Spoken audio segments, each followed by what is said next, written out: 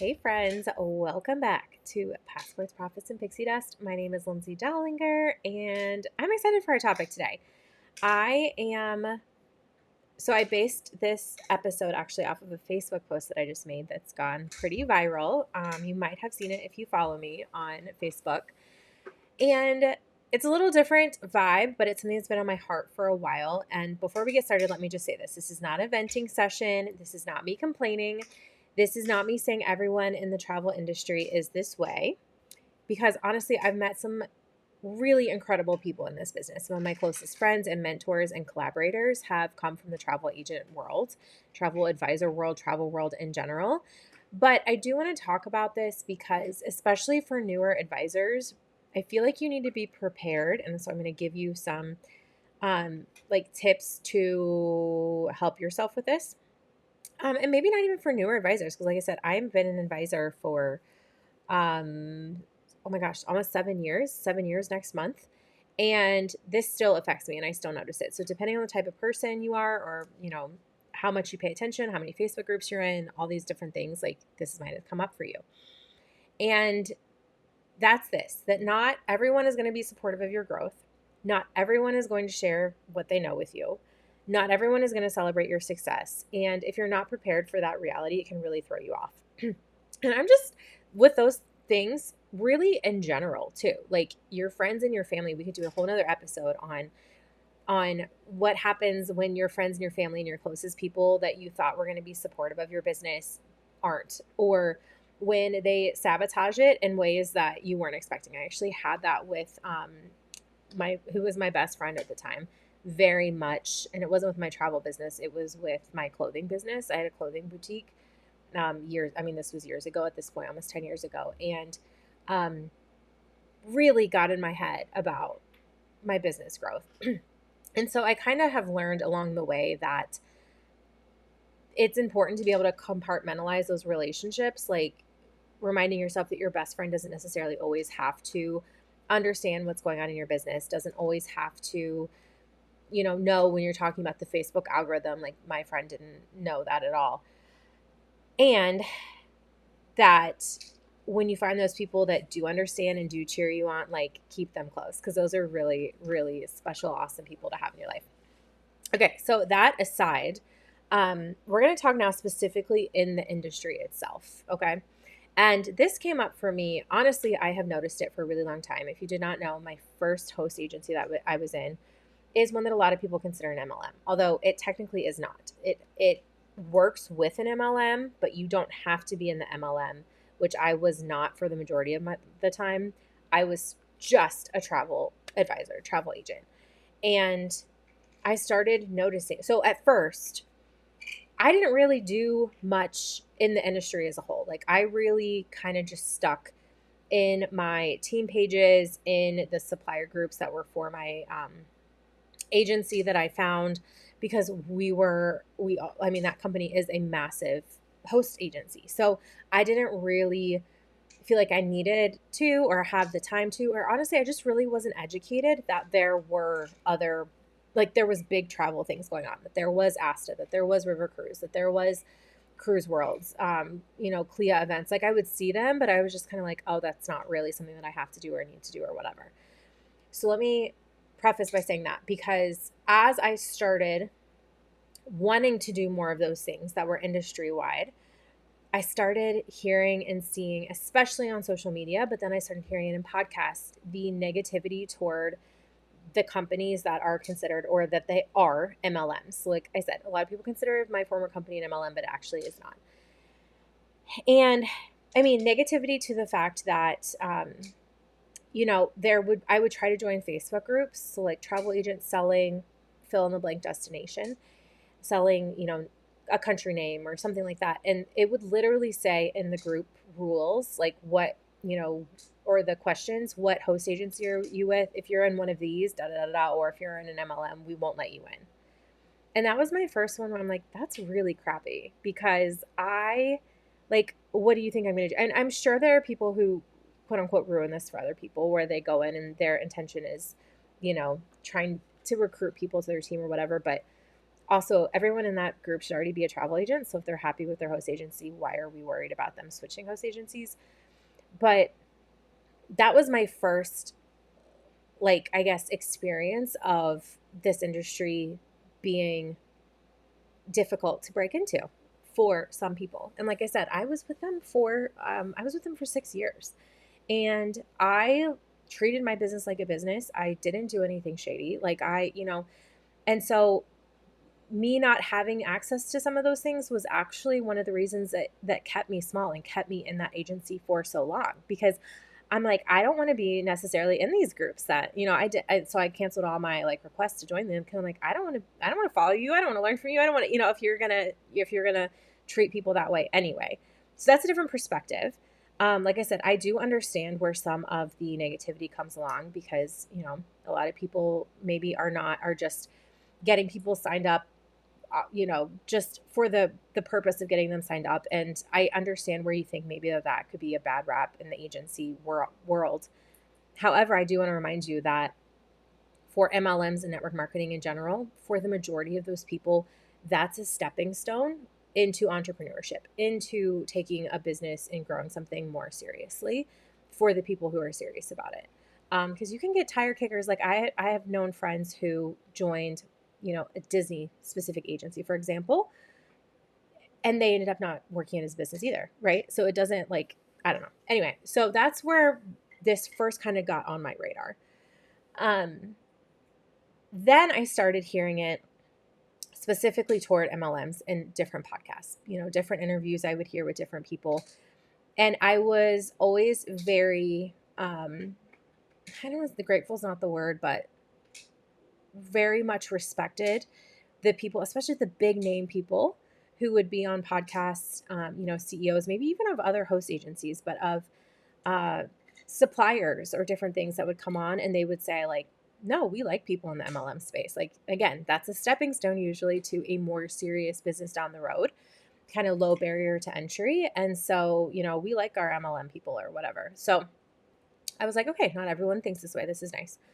So that was where this originally, like, kind of got on my radar. I went on a hosted trip. So I've been on another fam. I went on a fam last year with Alma Waterways. And I haven't been on a lot. Like, I'll be honest, I haven't been on a lot of fams. I travel a lot, but not necessarily a ton of fams. And for those of you who are newer to listening to this, I did business coaching for women since really officially since 2020, but I grew network marketing businesses before that. So I have always coached women in different fields, different industries. In beauty and online crafting, I've had a lot of clients actually who were occupational therapists, tutors. I worked with a lot of teachers for a very long time who were creating their own businesses. And so I have been to conferences. I have been to a ton of business conferences, whether it's online or in person. I've done masterminds. I consider myself a very well-rounded business owner.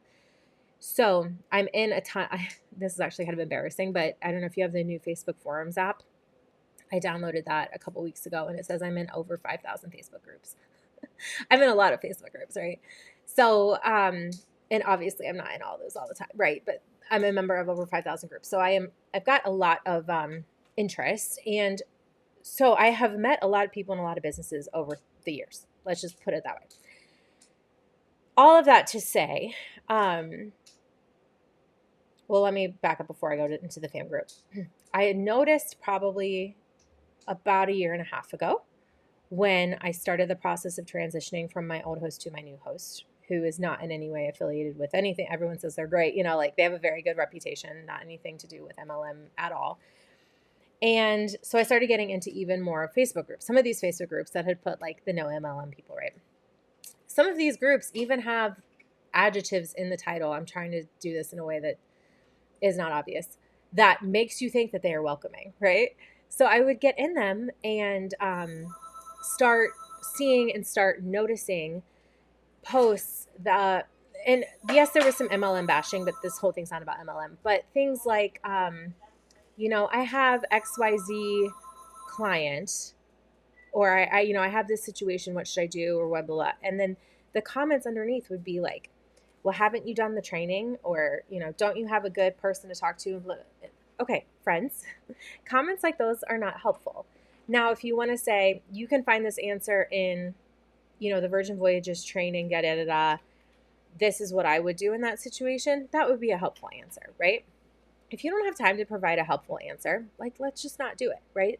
So I started seeing things like that pop up. I also started seeing, and I still see a lot of this, of I'm currently in Disney World. I'm currently on a cruise, and this travel advisor is going around telling people they're a travel advisor and they're stealing clients and yada, yada, yada, yada. And then the comments just light up.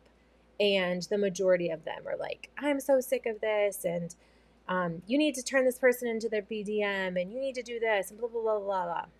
Friends, if you haven't learned this yet, I'm going to tell you right now. If you spend all your time worrying about someone else's business or what someone else is doing instead of worrying what you should be doing, you are wasting your time and your energy on someone that is not going to get you any clients. You think you're going to get more clients by spending your time turning someone into their BDM or reporting someone for doing something? No, you're not. It's just you're not. And so this is another thing that I have learned over the years, and I learned it a lot with network marketing too, where people would want to turn people in for this post they made, and they shouldn't be advertising this, and they shouldn't be saying, okay, you're not their boss. Block it, unfriend it, blinders on. You don't have to see it, right? And so just stop putting the time and the energy. Maybe if we just stop commenting on those posts, maybe the posts will stop. I don't know, but I see these posts all the time. Okay, so there's that.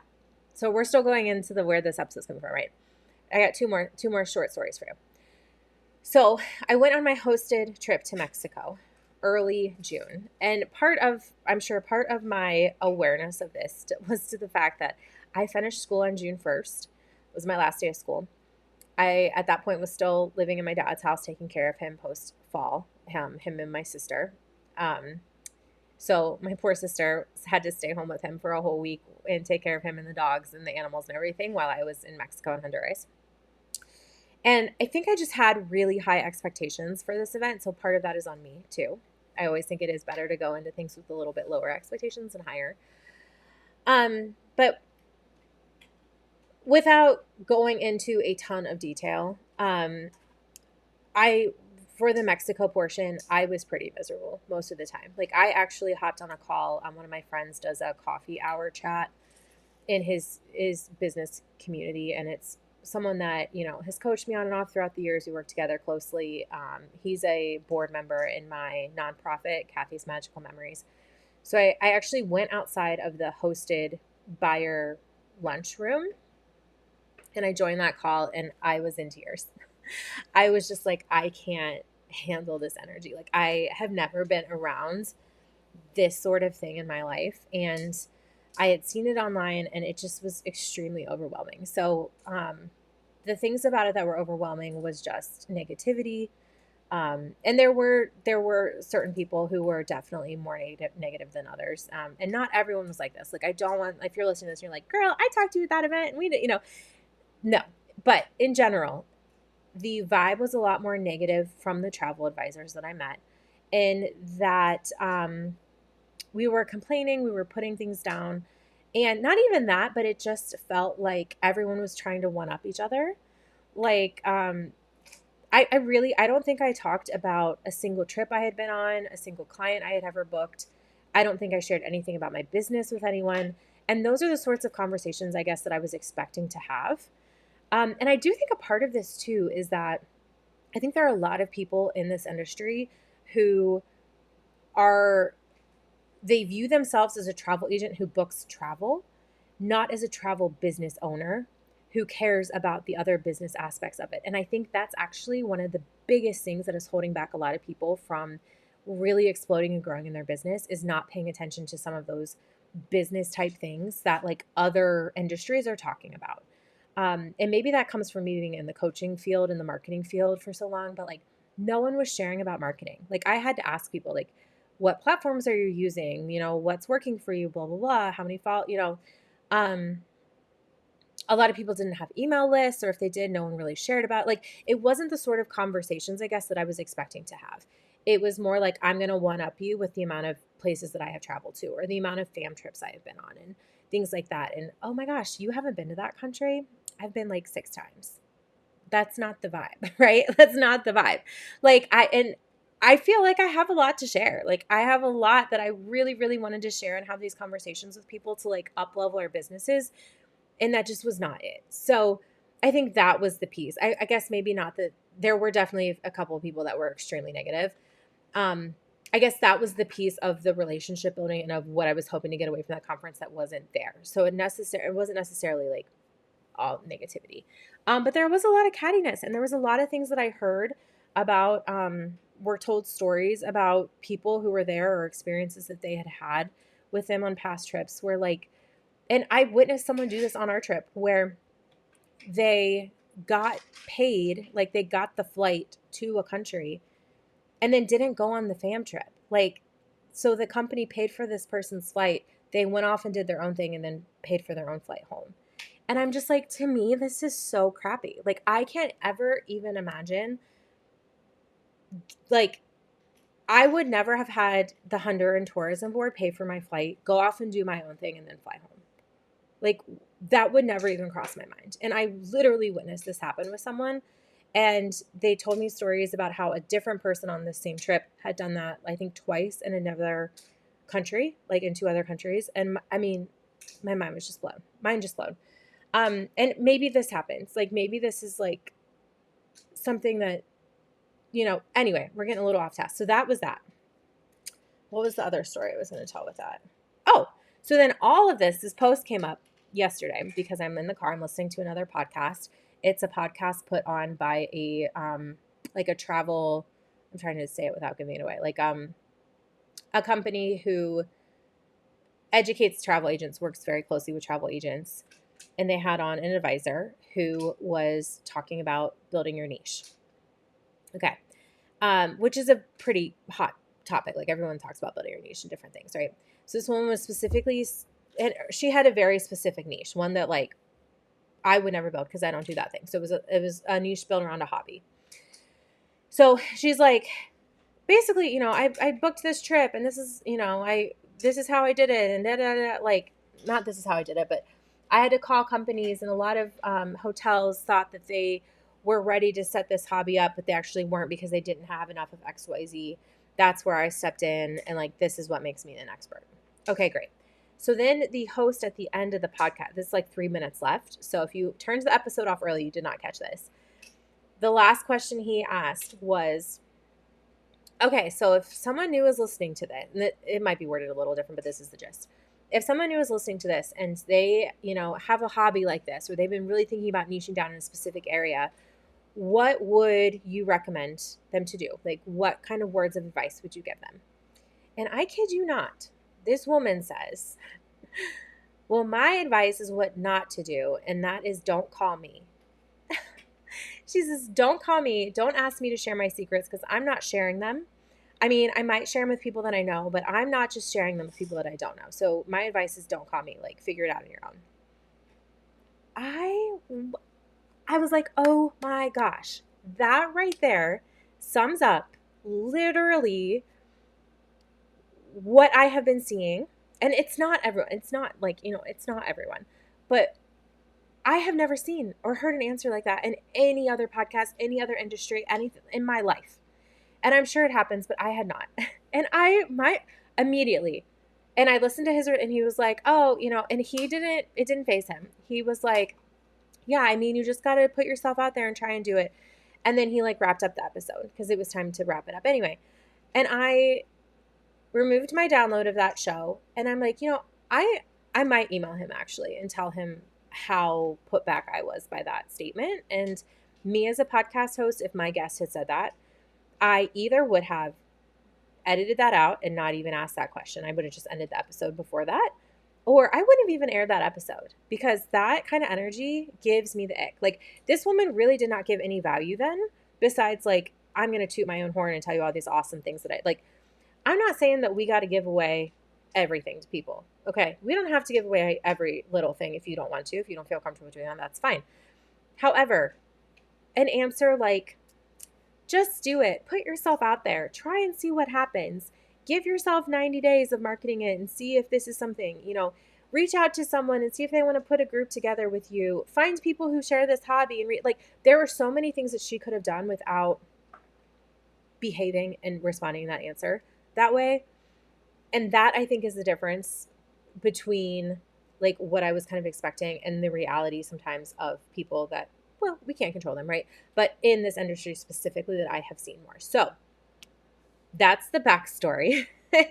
Now we're going to dive in to a little bit more of this. So when many of us enter the travel industry, we picture this community who love travel and love helping others and love sharing ideas. And as I've said, those people absolutely exist. Like, I have a handful of people that I message, especially when I was starting my agency. Like, there was a few people that and I'm just going to shout you out. Lori, Katie, Rita, you guys, you were my go-to people, and I'm sure I'm missing people, but I'm thinking specifically in the travel agents. Oh, Kimberly, Kim, who I met on my fam last year, we're still really close, and we bounce ideas. And heck, I steal stuff from her all the time. Like, like, there are your people that you can find, and you're probably going to discover the other side too. And if you never do, that kind of bliss, great. Like, I hope you live in it.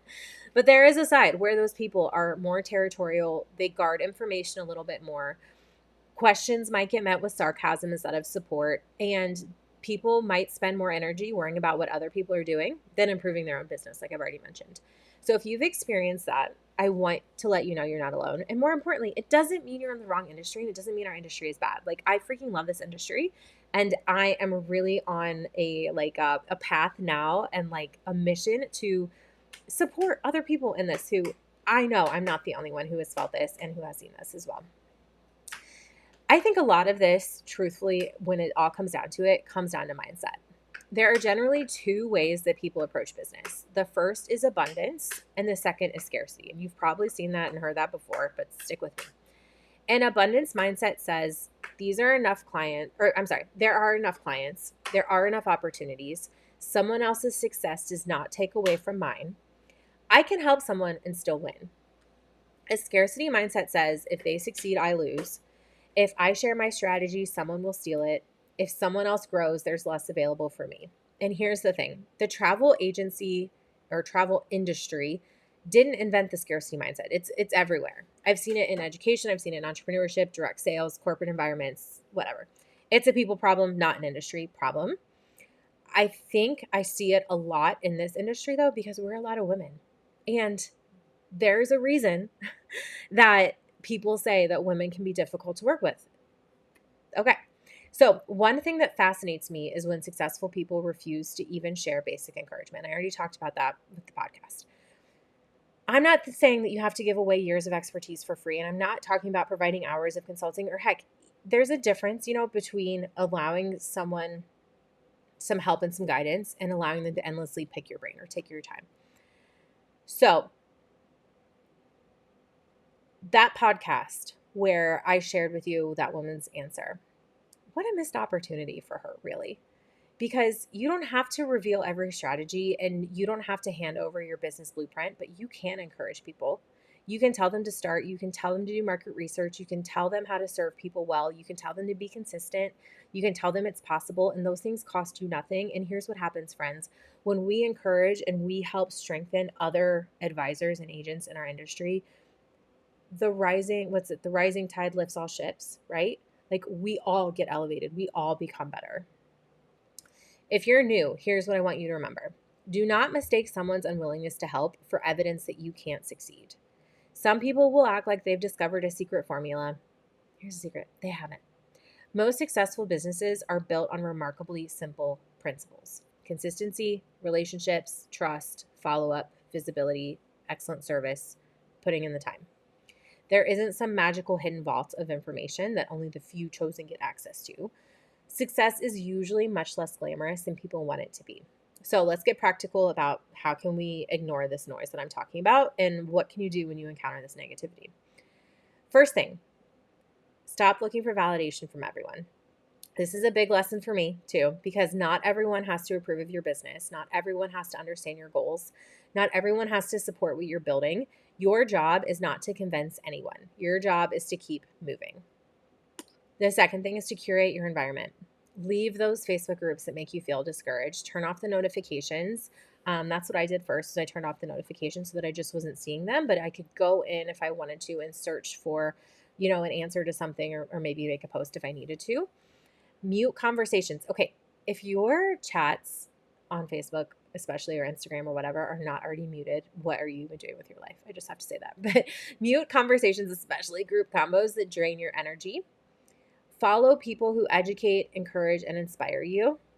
Like, there's some people in their Facebook group, I'm not necessarily in their Facebook group for them. Like, I don't follow them other places. They're not really my people, but I am there for the information that gets dropped in the feed. That's okay. Protect your mindset, more than anything. And remember that what you consume every day matters. So if you're, and I've done this, allowing yourself to like get in your head, if you're one of those people listening and you're in an MLM, don't let these posts that are anti MLM stop you from growing the business that you want to grow. Okay. Step 3, focus on the helpers. Just like Mr. Rogers famously said, look for the helpers, because that's great advice in business too. For every negative person that's out there, there's a dozen more people quietly helping others. They might not be doing it on the surface. Find those people. Spend your time there. And while you're there, this is step number 4, ask better questions. Instead of asking, will you tell me exactly how you built your business? Try, what would you do differently if you were starting today? What's one lesson you learned the hard way? What's one mistake I can avoid? People are much more willing to share wisdom than they are to hand over the complete playbook to you, right? And some of that stuff I do think, you kind of quote unquote earn through relationships with people too. So this is a relationship business. It's a relationship business with your clients. It's a relationship business with other people in the industry. Build up those relationships so that you can ask these people the questions and they want to give those to you. And last thing, and this is maybe one of my favorite, become the person that you wish you had. This one might be the most important, because if you wish people were more supportive, be supportive. If you wish people shared more, share more. If you wish people encourage newcomers yourself. You don't change a culture by complaining about it. You change a culture by modeling something better. The best people in the industry absolutely do exist. I've met some of them. I have found them, and you probably have too. And hopefully if you haven't, then you will very soon. They're the people who answer the questions and they celebrate others. They collaborate. They're the people who genuinely want everyone to win. The people who understand that helping someone doesn't diminish their own success. Those sorts of people. Because those are the people whose businesses I usually see thriving in the long run. Because remember, relationships matter, reputation matters, your character matters. And those are the things that may or may not always be like visible out there on the internets, right? But especially in person, you can tell. You can tell those sorts of things. So if you've ever felt discouraged by negativity or gatekeeping or competition in this business, I want to leave you with this. Do not let a handful of people determine your view of an entire industry. Do not let someone else's scarcity become your mindset. Do not let gatekeepers convince you there's no room for you, because there is.